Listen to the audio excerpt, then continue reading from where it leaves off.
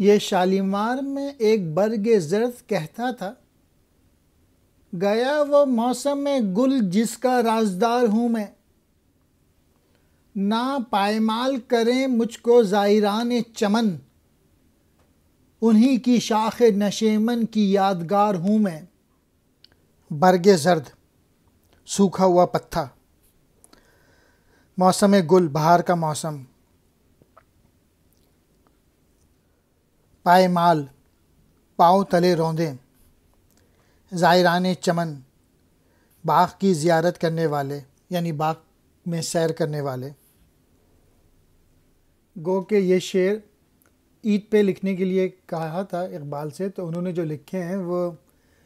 انہوں نے جو مینشن کیا ہے وہ ان شعروں میں down fall of Muslims mention کیا ہے۔ شالیمار باغ کبھی بہت شان و شوکت نمایاں ہوتی تھی مسلمان حکمرانوں کی، تو وہاں پہ ایک پتا جو ہے جو کہ گرا ہوا ہے،